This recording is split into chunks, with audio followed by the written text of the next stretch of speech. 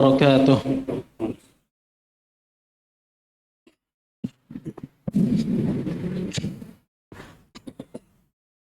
Allahu Akbar, Allahu Akbar, Allahu Akbar, Allahu Akbar.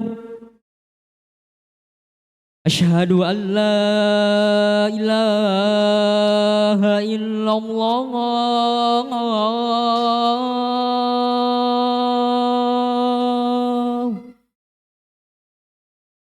Asyhadu an la ilaha illallah.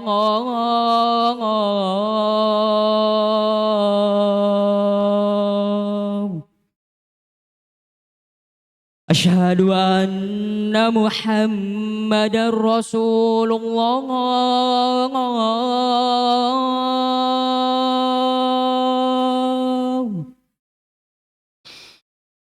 Asyhadu anna Muhammadar Rasulullah.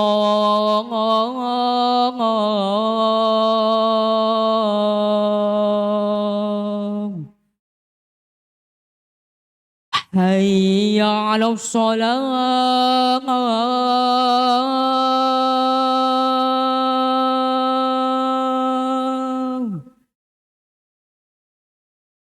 Hayya 'alas shalah.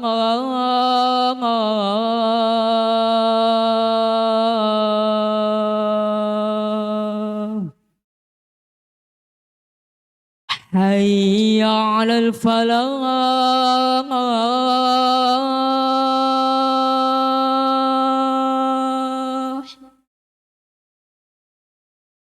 Hayya 'alal falah.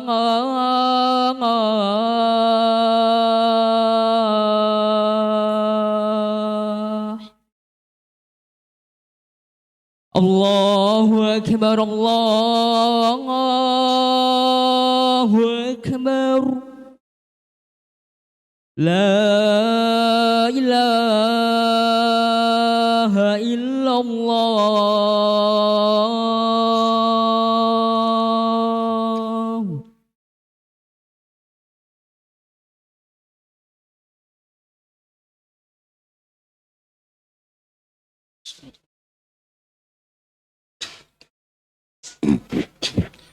Innal hamdalillah nahmaduhu wa nasta'inuhu wa nastaghfiruh wa na'udzu billahi min shururi anfusina wa min sayyiati a'malina. Man yahdihillahu fala mudilla lahu wa man yudlil fala hadiya lahu. Asyhadu an la ilaha illallah wahdahu la syarika lahu wa asyhadu anna Muhammadan 'abduhu wa rasuluh. Sallallahu alaihi wa ala alihi wa sahbihi wa sallama tasliman katsira. Ya ayyuhalladzina amanu taqullaha haqqa tuqatih wa la tamutunna illa wa antum muslimun. Amma ba'du, fa inna asdaqal hadithi kitabullah wa khairal hadi hadi Muhammadin sallallahu alaihi wasallam wa syarrul umuri muhdatsatuha wa kullu bid'atin dhalalah. Ma'asyiral muslimin, jamaah salat Jumat yang semoga senantiasa dirahmati oleh Allah Subhanahu wa taala. Sebagaimana kita ketahui bersama, kita sebagai manusia selalu berusaha untuk memperhatikan tubuh kita agar selalu sehat. Kita selalu memperhatikan fisik kita agar selalu sehat dan jauh dari penyakit.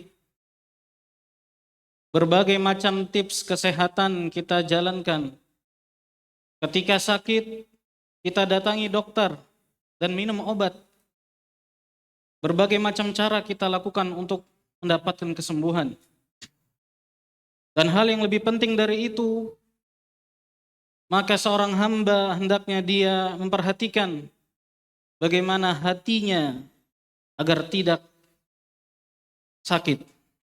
Memperhatikan agar hatinya tidak didatangi oleh penyakit-penyakit hati yang bisa menyebabkan sakitnya hati seorang hamba atau bahkan matinya hati tersebut. Karena hati bagi seorang hamba adalah hal yang sangat penting, bahkan yang terpenting. Karena segala hal baik kebaikan maupun keburukan dari seorang hamba asalnya yang paling pertama adalah dari hatinya.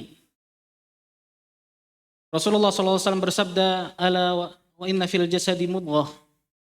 Sesungguhnya di dalam hati, dalam tubuh itu ada segumpal daging. Wa idza saluhat salahal jasadu kulluh. Jika segumpal ini baik, sehat, maka tubuh yang lainnya pun akan baik. Wa idza fasadat fasadal jasadu kulluh. Dan apabila segumpal daging ini rusak, maka jasad atau tubuh yang lain pun ikut rusak. Ala wahyal qalb. Dan Nabi SAW itu adalah hati. Atau yang dimaksud qalb, hati, yaitu adalah jantung. Maka sudah seharusnya bagi kita semuanya, hamba-hamba Allah, untuk memperhatikan hati-hati kita. Jangan sampai hati kita terjangkiti penyakit-penyakit yang bisa menyebabkan hati sakit ataupun mati. Dan para ulama menyebutkan membagi hati menjadi tiga bagian atau tiga macam. Yang pertama, hati yang sehat.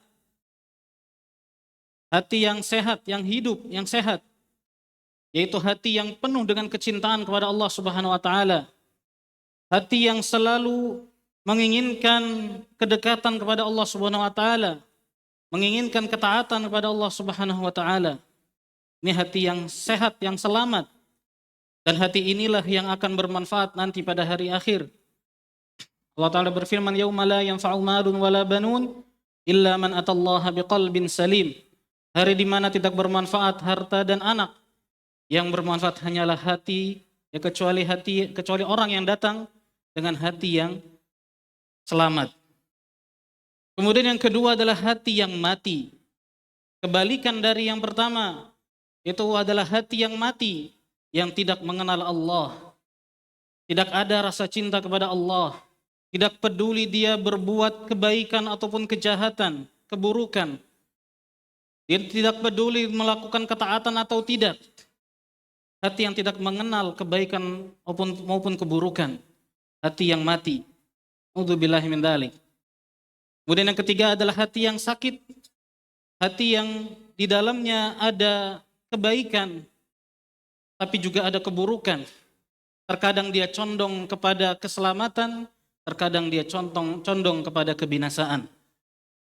Maka sudah seharusnya kita memperhatikan hati kita untuk tidak sampai terjangkiti penyakit-penyakit hati sehingga tidak sakit ataupun naudzubillah sampai mati hati kita. Dan para ulama menyebutkan banyak di antara penyakit-penyakit hati, cuman yang di antaranya yang paling penting ada dua hal. Yang pertama yaitu adalah penyakit al-ghaflah, kelalaian, dan yang kedua adalah penyakit adz-dzunub wal-ma'asi, dosa dan maksiat. Yang pertama adalah al-ghaflah, kelalaian. Seorang hamba lalai dari ketaatan kepada Allah Subhanahu wa taala, lalai dari ibadah kepada Allah Subhanahu wa taala. Dia lalai dari tujuan utama dia diciptakan di muka bumi ini, yaitu untuk beribadah kepada Allah Subhanahu wa taala. Kelalaian ini akan mengantarkan seorang kepada kebinasaan dan menjadikan hati itu sakit. Dan lama-kelamaan bisa menjadi mati. Yang kedua adalah dosa dan maksiat. Dosa adalah salah satu di antara hal yang paling besar yang dapat merusak hati. Sebagaimana dalam hadis Nabi SAW mengatakan, "Innal 'abda idza adznaba dzanban nukitat fi qalbihi nuktatun sauda." Kata Nabi SAW, sesungguhnya hamba jika melakukan perbuatan dosa, maka akan diberikan titik dalam hatinya. Semakin banyak dia berbuat dosa akan semakin banyak. Jika dia bertaubat dan beristighfar, meminta ampun kepada Allah, maka akan kembali bersih lagi hatinya. Dan jika dia terus mengulangi dosa dan maksiatnya, akan semakin hitam dan semakin tertutup. Semakin tertutup dari hidayah Allah Subhanahu wa taala. Na'udzubillah. Kemudian sidang Jumat rahimani wa rahimakumullah. Di antara hal yang bisa kita lakukan agar kita tidak terjangkiti penyakit hati ini dan penyakit-penyakit yang lain seperti hasad, iri dengki, ya, penyakit hubud luhur, suka tampil dan sebagainya, di antara yang dapat mengobati atau mencegah penyakit hati adalah yang pertama adalah mengingat akhirat. Mengingat betapa besarnya kejadian nanti pada hari kiamat. Mengingat bahwasanya nanti ada hari akhir, hari di mana manusia akan ditimbang amalannya, akan dibalas perbuatannya selama hidupnya. Dengan demikian, maka dia akan berusaha menjaga hatinya dari berbagai macam penyakit yang dapat menyakitinya. Kemudian, di antara cara agar seorang mengingat akhirat sebagaimana yang disabdakan oleh Nabi SAW, itu adalah dengan ziarah kubur. Berziarah kepada kuburan dengan tujuan mengingat akhirat. Rasulullah SAW pernah bersabda dalam hadisnya, "Kuntu nahitukum an ziyaratil kubur, ala fazuruha fa innaha tudzakirukumul akhirah." Kata Nabi SAW, dahulu aku pernah melarang kalian untuk berziarah kubur.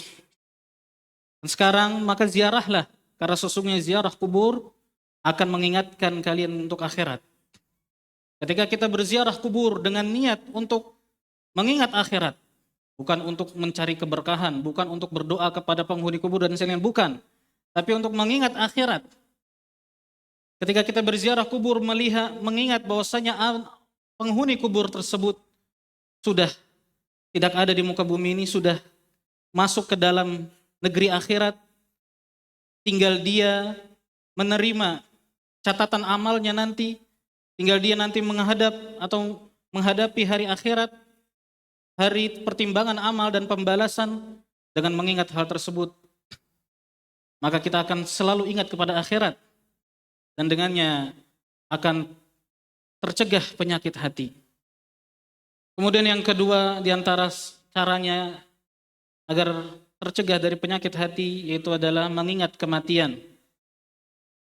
Sebelum datangnya hari akhir, sebelum datangnya hari kiamat, maka setiap manusia memiliki kiamatnya masing-masing, yaitu adalah kematian seorang hamba, maka itulah kiamat baginya. Mengingat firman Allah Subhanahu wa taala, "Kullu nafsin dha'iqatul maut." Setiap jiwa akan menemui kematian. Dengan mengingat kematian, maka kita akan berkurang kecintaan kita kepada dunia. Akan berkurang kecintaan kita kepada kemaksiatan. Yang dengannya insyaallah ta'ala akan tercegah dari penyakit hati. Aqulu qouli hada wa astaghfirullah li wa lakum wa lisairil muslimin fastaghfiruhu innahu wal ghafurur rahim.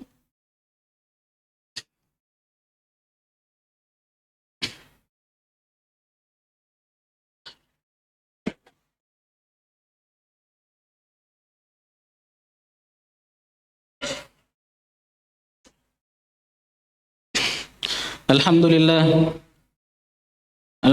rabbil alamin, wa asyhadu an la ilaha illallah wahdahu la syarika lah, ilahul awwalin wal akhirin, wa asyhadu anna Muhammadan abduhu wa rasuluh, al-mab'uts rahmatan lil alamin, sallallahu alaihi wa ala alihi wa sahbihi wa sallama tasliman katsira, amma ba'd. Ma'asyiral muslimin, sidang Jumat rahimani wa rahimakumullah. Dan diantaranya juga diantara hal yang dapat mencegah penyakit hati dan itu menjadi gizi buat hati, yaitu adalah memperbanyak berzikir, mengingat Allah Subhanahu wa taala. Allah taala berfirman, "Alladzina amanu wa tatma'innu qulubuhum bi dzikrillah." Ala bidzikrillahi tatma'innul qulub. Orang-orang yang beriman dan hatinya tuh tenang dengan berzikir pada Allah, maka ketahuilah bahwasanya dengan berzikir hati-hati akan tenang. Dan termasuk berzikir adalah memperbanyak membaca Al-Quran. Memperbanyak baca Al-Quran, kemudian juga mentadabburinya, mempelajari maknanya dan mengamalkan kandungannya, itu akan menjadikan hati hidup, menjadikan hati selamat dari berbagai macam penyakit. Penyakit lalai dan juga penyakit dosa dan maksiat. Kemudian juga di antara hal yang dapat mencegah penyakit hati adalah dengan berkumpul dengan orang-orang saleh. Mencari teman yang saleh, teman berkumpul, duduk bersama, yaitu dengan orang-orang yang saleh dan menjauhi orang-orang yang fasik, yang tidak saleh. Karena orang-orang yang saleh akan mempengaruhi untuk pada jalan ketaatan. Sebagaimana pepatah Arab mengatakan as-sahibu sahib. Teman itu akan menarik. Jika berteman dengan yang baik maka akan ditarik kepada kebaikan. Jika berteman kepada orang-orang yang buruk maka akan bisa terpengaruh untuk melakukan hal yang buruk juga. Mungkin itu yang bisa saya sampaikan. Semoga khutbah yang singkat ini bermanfaat bagi saya pribadi dan juga jamaah sekalian. Innallaha malaikatahu yusholluna 'alan nabi ya ayyuhalladzina amanu shallu 'alaihi wa sallimu taslima. Allahumma shalli 'ala Muhammad wa 'ala ali Muhammad kama shallaita 'ala Ibrahim wa 'ala ali Ibrahim innaka Hamidum Majid. Allahumma barik 'ala Muhammad wa 'ala ali Muhammad kama barakta 'ala Ibrahim wa 'ala ali Ibrahim innaka Hamidum Majid. Allahumma ighfir lil muslimin wal muslimat wal mu'minin wal mu'minat al-ahya' minhum wal amwat innaka sami'un qaribun mujibud da'awat. ربنا لا تزغ قلوبنا بعد إذ هديتنا وهب لنا من لدنك رحمة إنك أنت الوهاب. اللهم أرنا الحق حقا وارزقنا اتباعه وأرنا الباطل باطلا وارزقنا اجتنابه. اللهم يا مقلب القلوب ثبت قلوبنا على دينك ويا مصرف القلوب صرف قلوبنا إلى طاعتك.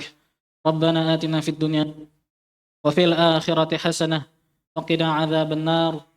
وصلى اللهم على نبينا محمد وعلى آله وصحبه أجمعين وآخر دعوانا أن الحمد لله رب العالمين.